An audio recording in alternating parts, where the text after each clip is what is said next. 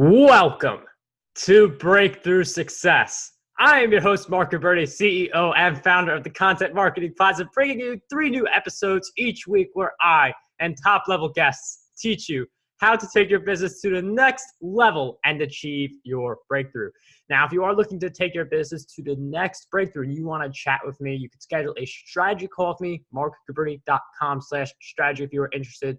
That will be in the show notes. But one of the things about business that is really important to acknowledge is the risk taking, because there's a lot of risk within business. And you could argue that being an entrepreneur is less risky than having a job, because with a job, you rely on one source of income, but the risk is there all the same. And the key to being a successful entrepreneur is to get comfortable with taking risks and doing it in a smart way too. So we'll be talking about that in this episode.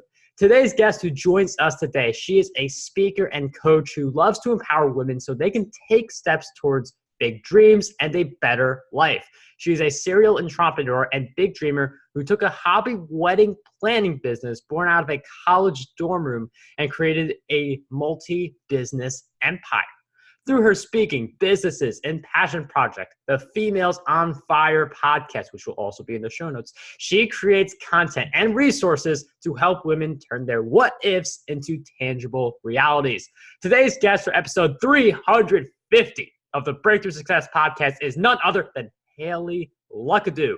Hayley, it is such a pleasure to have you on the show. Thank you so much. I'm so excited to be here. Hayley, I'm so happy to have you on Breakthrough Success. Looking forward to having this conversation about risk taking, because as business owners, we do take a lot of risk, but it is definitely one of the fun parts of the game.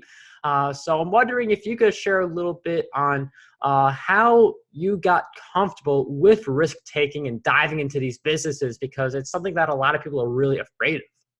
Yeah, absolutely. So I started out right after college, and through kind of a long story and a series of pretty unfortunate events, I just found myself at rock bottom, basically. And in my opinion, that's where the best businesses, the best ideas are always born. And I just kind of had to say, what now? And I got to this place where I was like, okay, I need something that I can do to make money while I figure out what I'm going to do with the rest of my life. And I had been helping a lot of friends that were about to get married plan their weddings, and I was really good at it. And it was just this moment for me of, can I really turn this into a business? And is it really going to work? And I took that leap of faith and stepped out into that, and it took off beyond what I could have ever imagined, and ended up turning into a second business where I was helping other wedding professionals learn how to run their businesses. And that transitioned into just working with entrepreneurs in general.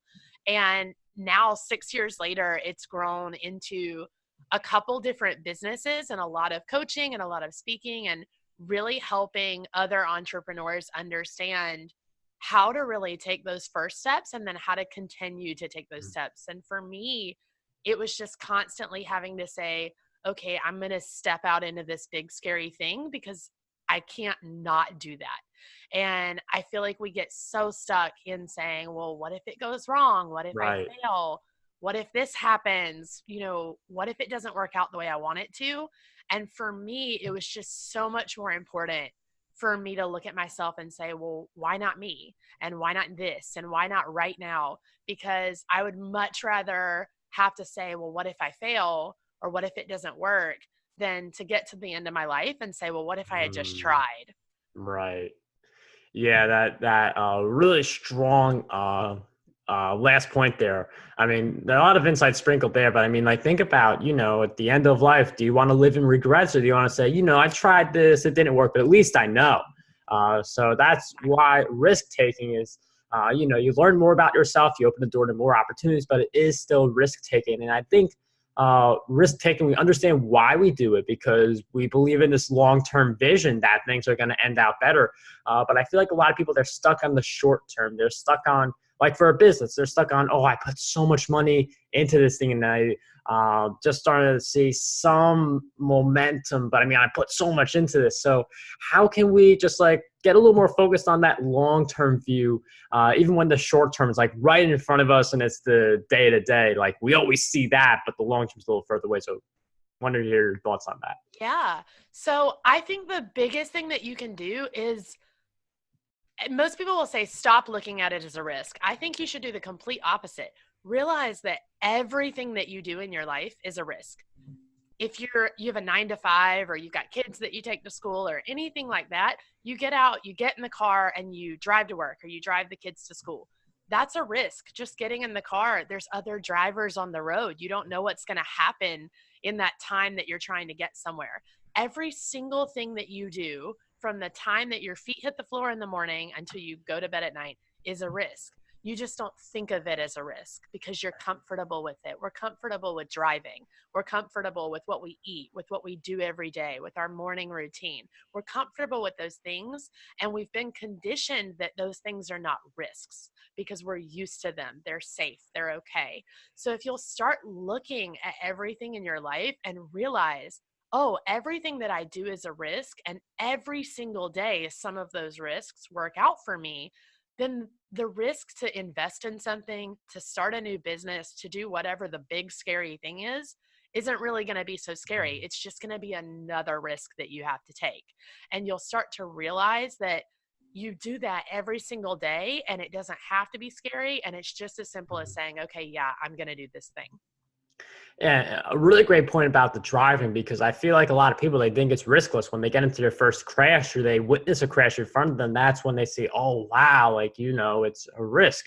Now, it's not there are certain things that feel more risky, like driving, obviously, like your life's at risk, but you don't really think about that too much, especially if you're driving the middle of the day and everyone else around you seems to be driving, safely. But it's something you don't think about. You just drive, you look around, you just don't think about it. But for business, I feel like it's constantly on our mind, and it's good a little bit because you want to be able to set bigger goals. You want to know where you're heading, but at the same time, if it's too much in our mind, it can really paralyze us. So I'm wondering, how do we strike that balance where, like, yes, we know what's going on, we know pros and cons and stuff like that, but just like driving, like, there's a risk, but you're just able to keep doing what you're doing comfortably.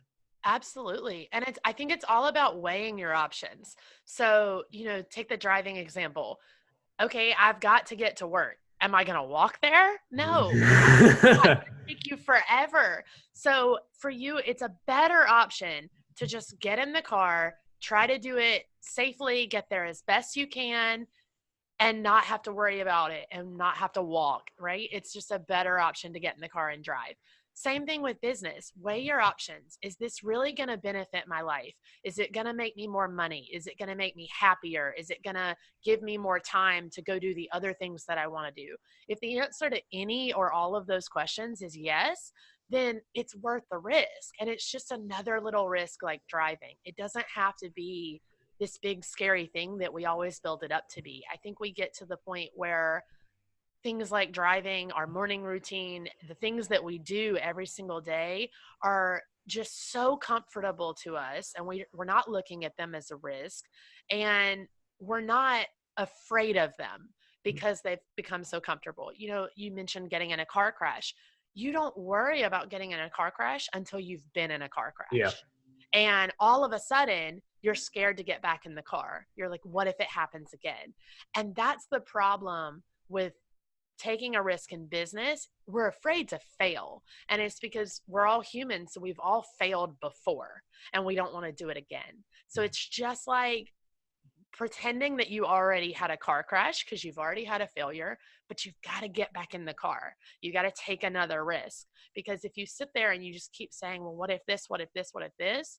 It's like I said, your whole life's going to go by, and all of a sudden you're going to be saying, well, what if I had just tried it? What if I had just gotten back in the car? How much easier, how much better would my life have been?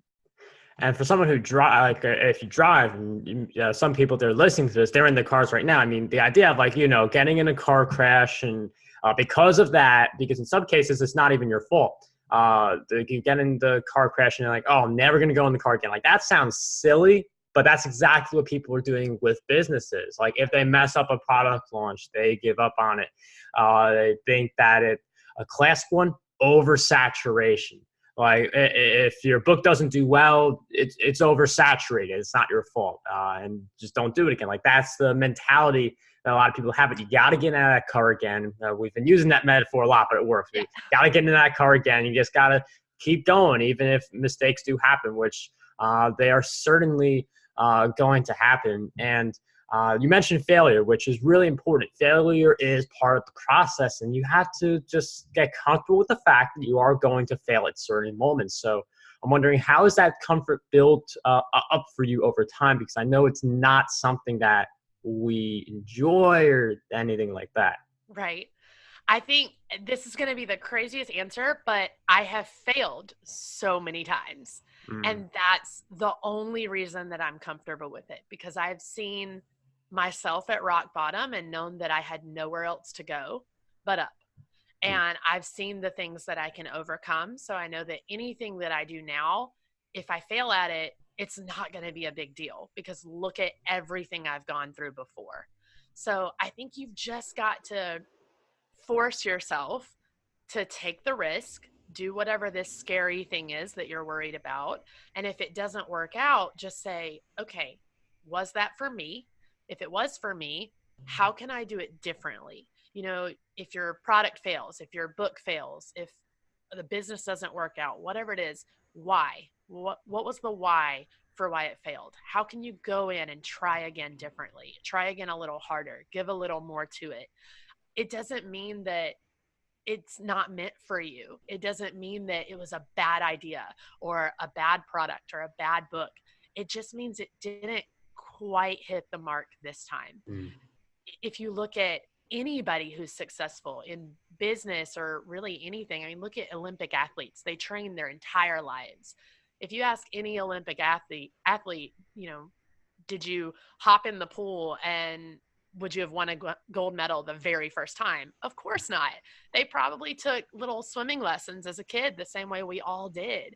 And so anything that you do, any industry that you're in, you're going to fail. You're going to have to take those risks. And I think what scares us is that not only are we afraid to fail, but we're almost afraid to succeed, Mm. because I think deep down we all know that when we get that thing that we want, when we get to that place that we want to get to, we're going to have to step up and take another risk. It never stops. It's this vicious cycle of just constantly saying, okay, I'm going to do this thing that scares me. Okay, I'm going to step into this. I'm going to take a risk. And we know it's never going to end. And so if we never start that vicious cycle, we never have to go through it and keep being afraid of it. The reality is, if you don't step into that, you're just going to be sitting here saying, what if, your entire life? And Right. that's even scarier. Yeah. Yeah, and I mean, you do have to definitely get into it. I mean, if you fail, like it's not a problem if you learn from it, if you continue. And one of the things I do want to touch on, I mean, though we've been talking about risk as the main focus and just getting more comfortable with that and realizing things like, you know, like driving in a car is risky also. So like, let's do some risk with business. But one of the things you've mentioned, I believe twice, is how you had a rock bottom moment and then that helped you grow. And I want to talk about just rock bottoms a little bit because Yeah. I've heard other people who they've said like I've hit rock bottom and then my business takes off. And one of the things that I want to cover is that there are some people who they're listening and they don't feel like they're at rock bottom and they feel like by going through with their business, they're going to hit rock bottom at some point, or that you have to hit rock bottom to have motivation to really get these great results. So what's your advice for someone who is not at rock bottom and has not experienced the big kind of a rock bottom to just keep going and growing the business? Yeah. So you don't have to hit rock bottom to have seen failure, right? Right. Failure knocks us back a few steps. It doesn't always knock you all the way to the floor, right? So for me, yeah, I started out at rock bottom. I built off of that. But everybody knows failure. If you think about the past couple years of your life, you know something that you haven't done well, or that you didn't follow through on, or you didn't do all the way.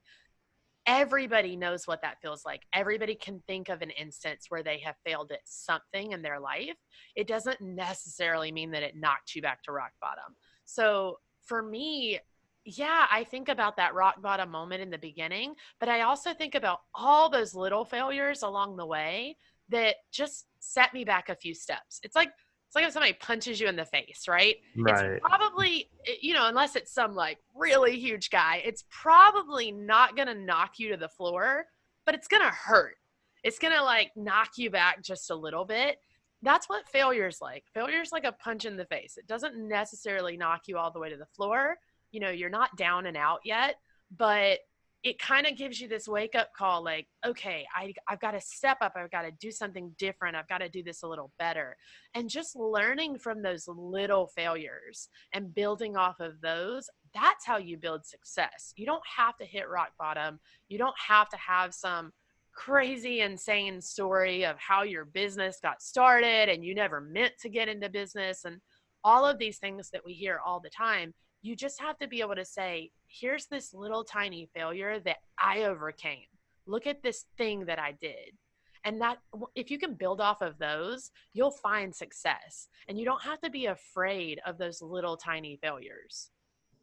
Yeah, that's a really great insight. I mean, rock bottom, like in its nature, has been like a really big failure that really feels like it set you back and you're just trying to recover from that. But any failure can be used to just understand that you want to get better at something and that you are able to take these different risks that are calculated, that are smart. We're not saying like do something you have no idea what you're doing and put all of your eggs in that one basket you don't know. We're saying be calculated with the risk, obviously, but also like you don't have to hit rock bottom. It can just be a failure, and you use that as your version of rock bottom. It has different meanings for different people, but regardless of the different challenges and different struggles we all face, one of the things that will guide us, make or break us actually, are the habits we develop. So with that in mind, Hayley, I'm wondering if you could share with us some of the habits you would consider essential for your success. Yeah, absolutely. So for me, just being organized and mostly being organized with my time. I tell people constantly, my coaching clients and in speaking, just get your life together, whatever that looks like for you. If you're in business and you sit down at the beginning of the day and you say, what do I need to do today? You're doing it wrong, because you have got to sit down and already know going into that day, okay, these are the things that I have to accomplish today. And for me, I actually block all of my time. So I know what I'm doing from 11 to 12. I know what I'm doing from 12 to 1. And it doesn't matter if I don't get it done, I'm moving on to the next thing. And that's been super beneficial in my business, because if you're ever going to set goals and actually reach them, you've got to create a tangible plan for how you're going to get there and how you're going to reach that level. And if you're sitting around spending hours and hours and hours working on something and it's not getting done, odds are you've probably just been getting distracted for hours and hours and hours. How often do we start something and we end up getting a text or a call, or we hop on Instagram, or we do whatever, and all of a sudden you've wasted 15 minutes and you're like, oh, I got to get back to work. And at the end of the day, you're like, oh, why didn't I get anything done? It's because you weren't working. You're just following distractions. So for me, just that habit of blocking out time and really focusing in on, okay, here's 15 minutes that I'm going to allow myself to get on Instagram, to text a friend, to do whatever. But then for this hour, I am not going to do anything except this one thing that I'm focusing on. And that is 100% my best tip, is just to block your time, be consistent, allow yourself time to rest, allow yourself to do the fun things that you want to do. But when it's time for you to work on your business, give it to your business. Don't do anything else. Yeah, and that's a really great strategy that Hayley follows, where she's being very clear on what she has to do throughout the day and moving on to the next thing. Because you get stuck on one thing, and then if your whole schedule's out of whack, that's when you get the let me check Instagram for 15 minutes, and then that turns into an hour. So really great habits for us, and I feel like you delivered just such great value in this episode. I know for people who want to learn more about you, Hayley has her podcast, which will be in the show notes. But what are some of the other ways we can learn more about you and just follow your work? Yeah, absolutely. So you can check out my website. It's just HayleyLuckadoo.net. And I'm super active on Instagram. I'm at Hayley Luckadoo. So follow me along over there. thank you so much for sharing all those places we can follow you and all of your great insights throughout our time together. It was such a pleasure to have you on Breakthrough Success. Yeah, thank you so much. I had such a great time.